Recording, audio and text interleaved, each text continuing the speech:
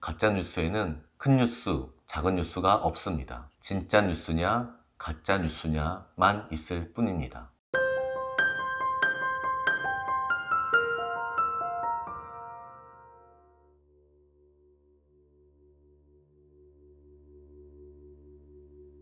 오늘 바로잡을 가짜뉴스는 2017년 1월 JTBC의 기사입니다.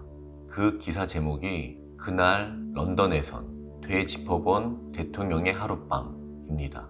제목에서부터 왜곡된 시각을 알 수 있습니다. 뉴스는 박근혜 대통령님께서 2013년 11월 영국 국빈 방문 당시에 있었던 몇 가지를 당시 국빈 방문 준비단의 일원으로 일했던 A씨의 시각에서 본 내용입니다. 나중에 알게 된 사실인데 그 A씨는 2013년 당시 낮에는 주영 한국대사관에서 일하고 밤에는 공부하는 영국 생활 5년차 유학생이었다고 합니다. 대통령 순방이라는 게 매우 중요하고 큰 행사이기 때문에 해당 국가의 대사관 직원들은 당연히 총출동하게 되고 때에 따라서는 지역 교민들이 일을 하게 되기도 한다고 합니다. 순방 행사에 많은 사람들이 필요하기 때문에 아마도 A씨도 업무를 맡았나 봅니다. 먼저 뉴스를 간략하게 말씀드리면 A씨가 직접 목격한 것이라고 하면서 성인 남성 3명이 좋게 들어가고도 남을 큰 옷장 4개가 실려 들어왔다고 합니다. 이 많은 옷을 도대체 언제 다 입을 건가 하며 기가 찼다고 합니다. 그리고 자신이 직접 목격한 것이라고 하면서 늦은 밤 모두가 각자의 방으로 돌아갔는데 한 남자만 대통령님 방을 들락날락 했다고 합니다. 대통령이 계시면 들어갈 수 없는 방인데 한 남자가 들어갔다 나왔다 하고 들어가서 한참 있다가 또 나왔다 하며 반복하는 것을 직접 봤다고 합니다. 그 남자가 바로 이영선 전 경호관이라고 합니다. 그리고 그는 이영선 전 경호관이 핵심 의혹을 풀어줄 키맨이라고 지목했습니다. 여러분, 이영선 전 경호관 누구신지 아시죠? 오늘은 이영선 전 경호관이 직접 말해준 내용으로 사실관계를 바로잡고 진실을 말씀드리겠습니다. 그 A씨가 봤다는 남성 3명이 좋게 들어갈 수 있는 크기의 옷장, 그리고 밤늦게까지 대통령님 방을 들락날락거렸다는 이영선 행정관, 이 모든 것이 여성 대통령님에게 이상한 프레임을 씌우는 가짜 뉴스입니다. 관저의 거울방도 같은 맥락입니다. 그렇기 때문에 가짜 뉴스는 무엇이든 간에 바로 잡아야 합니다. 그렇다면 진실은 무엇일까요? 이영선 전 경호관에 따르면 그 옷장 4개는 옷장이 아니라 옷가방, 캐리어라고 합니다. 사실 저번 영상에 저도 순방을 많이 다녔다고 말씀드렸었는데 저도 직접 본 적이 있습니다.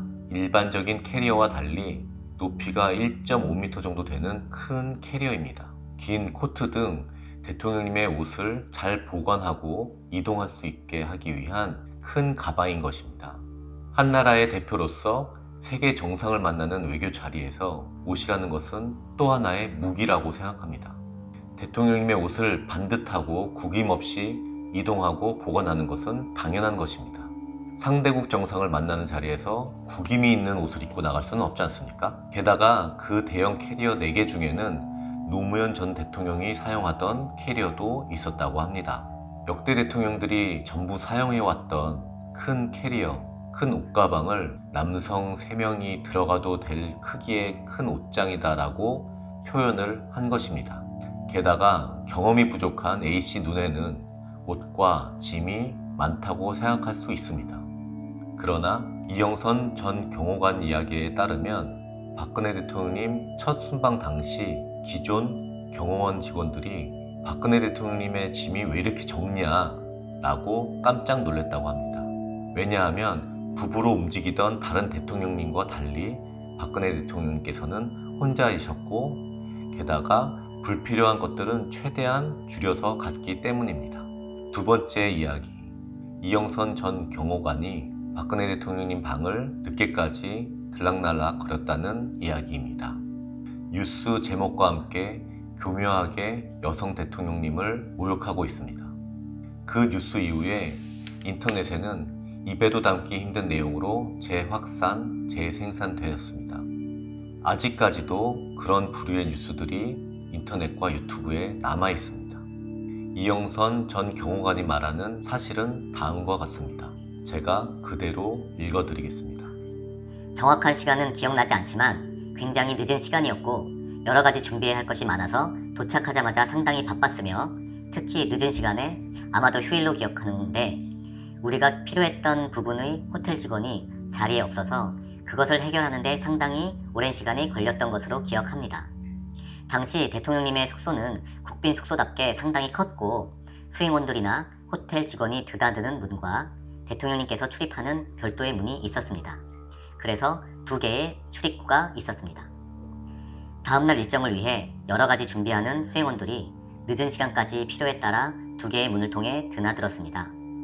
저는 보안을 점검하고 마지막에 나왔으나 A씨의 눈에 띄지 않는 다른 문으로 나갔던 것입니다. 문이 2개인 것과 경호 시스템에 대해서 알지 못하는 A씨는 아마도 혼자 이상한 생각을 했을지도 모릅니다. 그리고 JTBC는 검증도 확인도 없이 이상하게 편집하여 대통령님과 저에게 모욕이 되는 뉴스를 내보냈던 것입니다. 계속 읽어드릴게요. 한참 탄핵정국으로 나라가 시끄러울 때 그런 뉴스가 났습니다. 그 내용 자체가 너무 황당하고 어이가 없었습니다. 처음엔 가족들이 빨리 무슨 조치를 취해야 하지 않겠느냐고 했고 저나 가족에 대한 것도 있고 대통령님에 대한 것도 있기 때문에 바로잡기 위해 홍보실에 연락을 했습니다. 홍보실에서는 워낙 다른 뉴스가 많아서 그 뉴스 하나만 해명할 순 없다.